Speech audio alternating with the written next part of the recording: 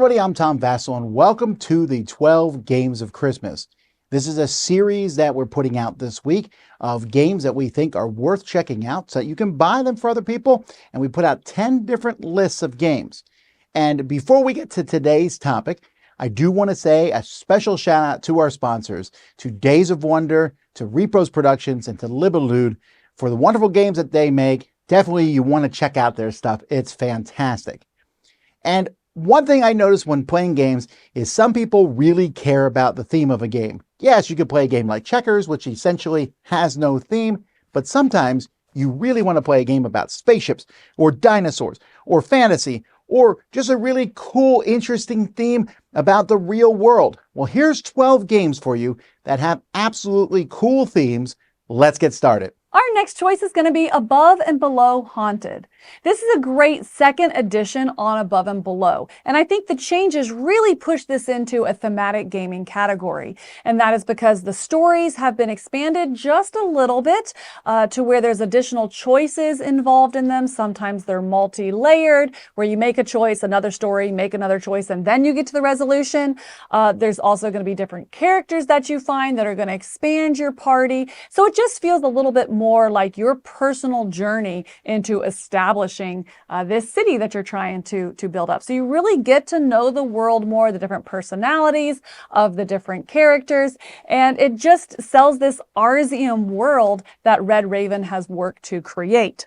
It also brings in the ghost and the hauntings, which are going to increase that player interaction that we didn't quite see in the first edition. So whether you played that first edition or not, I think Above and Below really sets the stage for this Arzium world, and it's a very interactive experience within that setting. So for that person, check out Above and Below Haunted. Oh, buddy, this is a big one with theme. Have you ever wanted to be in a movie theater where the monsters jump off the screen and chase you? Well, obviously not, but the idea of it sounds really cool. This is Spooktacular.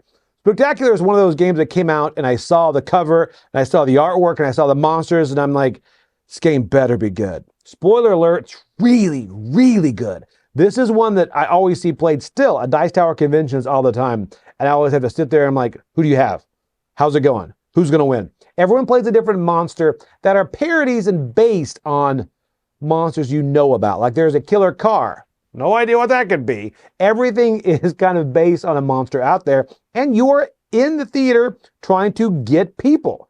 And everything works. It's so asymmetric. And the fact these monsters also have different difficulty, right? So they're very simple or they're more complex. So you can kind of grow with the monsters you choose as you go deeper and deeper into the game. This is also infinitely expandable. So I really look at you, level 99. Give me more monsters. That's all I want in this world. More monsters in the game, not in real life. Keep those in the game. But anyway, this is Spooktacular. Definitely check it out. It's got that great feel. Next up, we have an epic campaign game. This is going to be Dragon Eclipse.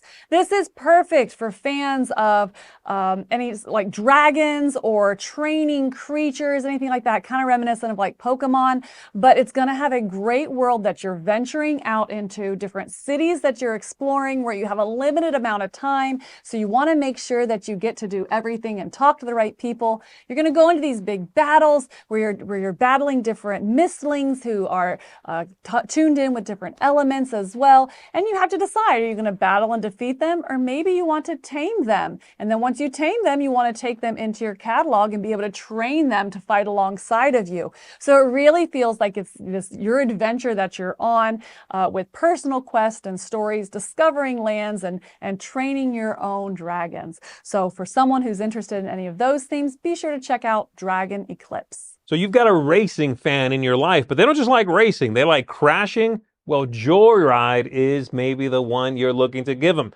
Joyride is going to have you doing laps around the board, which you set up at the beginning of the game, but you're not just trying to get there the fastest. You might be messing with each other. Maybe you're picking up weapons. Maybe you're putting down a little oil spill, trying to maybe turn them around, have them go the wrong way, fire some rockets. All sorts of funky stuff can happen, but the game is strategic too. It's not just silly. You are managing some dice that you have to roll, but then manipulate and lock into place, and you have to manage what gear you're in.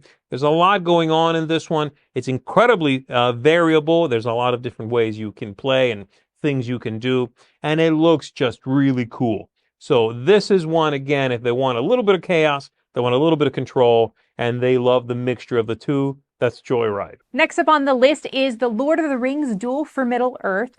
This is based on the Seven Wonders Duel system, but it is its own separate game, and it has that Lord of the Rings theme to it. So you have Sam and Frodo who are trying to make it to Mount Doom and throw the ring in, and then you also have Sauron who's trying to come and defeat Frodo and Sam and get his ring back.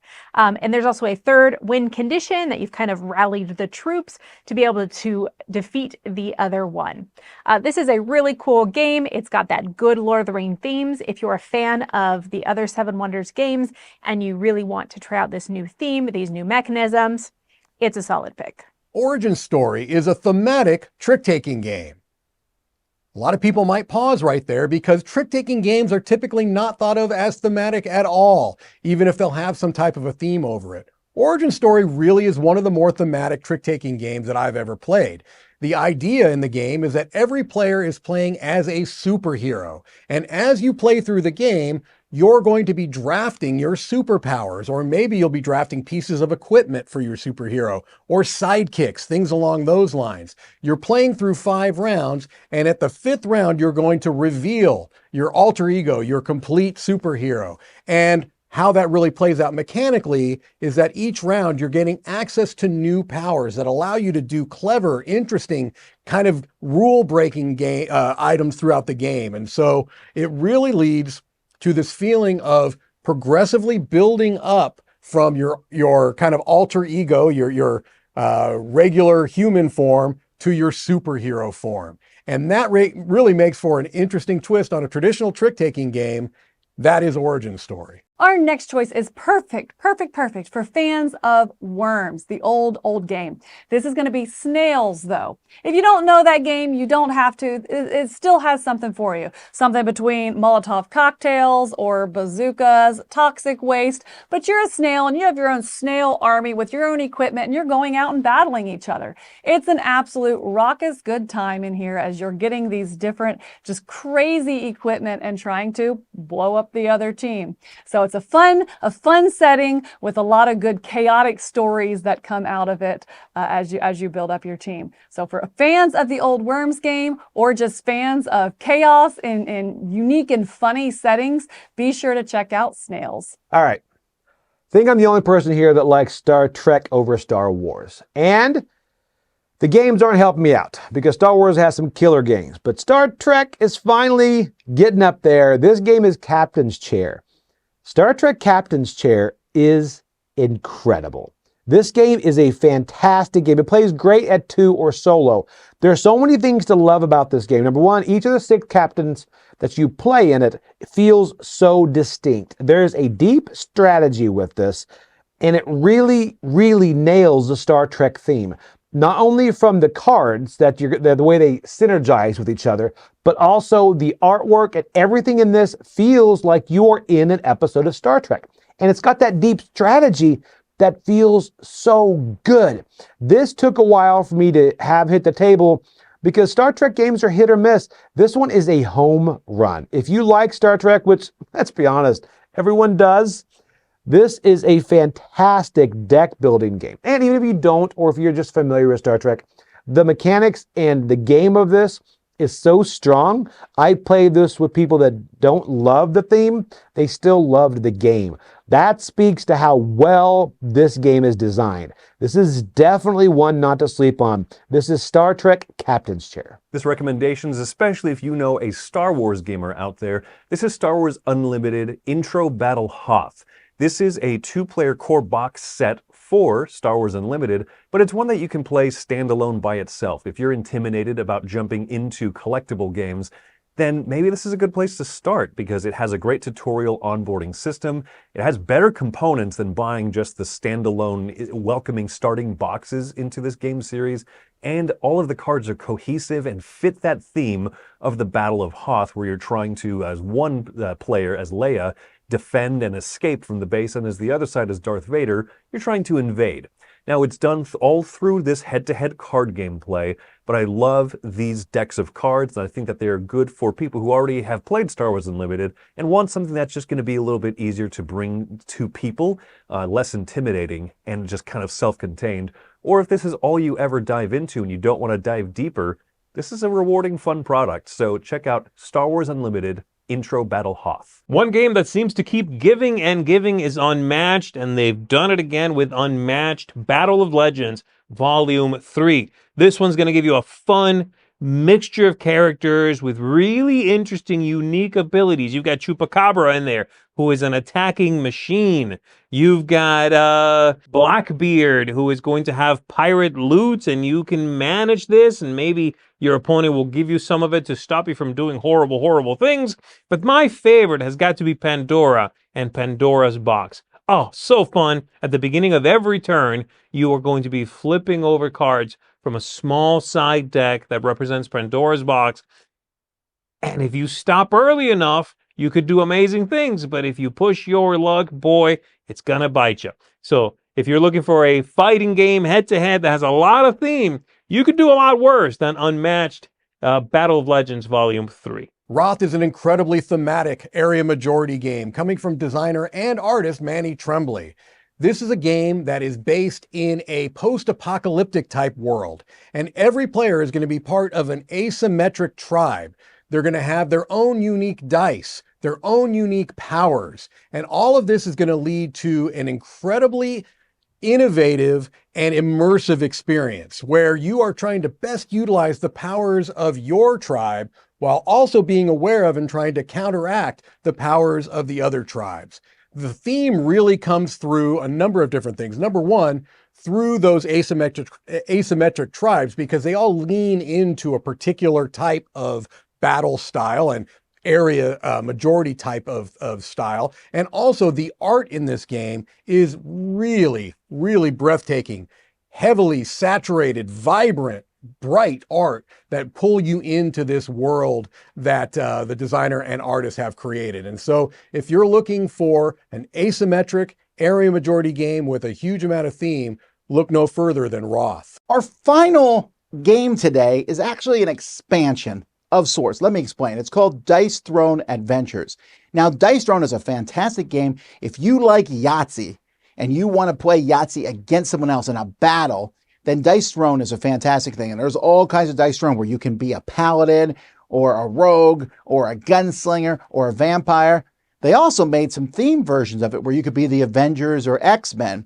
And now Dice Throne Missions here, this allows you to play in the X-Men universe together, instead of against each other, to play cooperatively against Mr. Sinister or Kingpin or the Green Goblin or Thanos. There's so many different missions in this, and you can take any character. It doesn't have to be just the Marvel characters from Dice Throne. You can bring in Santa Claus or the Tree Ant and fight against these.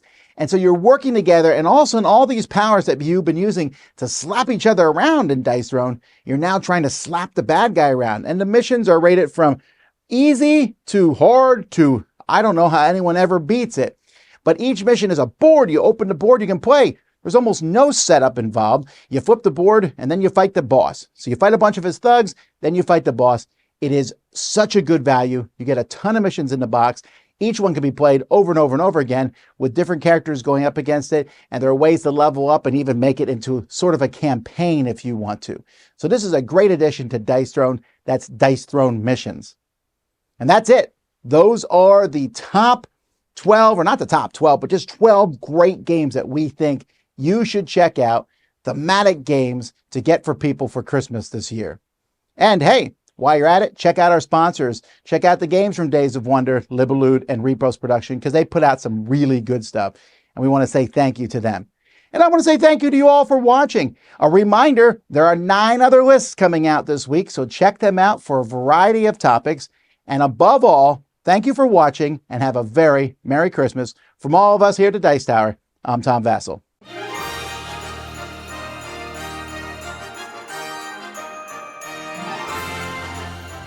Hey folks, I'm Tom Vasel. Thanks for watching this video. Check out our channel. We have a lot of videos on our channel. We have live videos that go up each week. from live Q&As to videos where we take a look at the newest stuff on Kickstarter, crowdsurfing, to top 10 lists and more. There's lots of stuff on this channel. We encourage you to explore it. You can find out more at our website, dicetower.com. I'm Tom Vassell. Thanks for watching another video on the Dice Tower.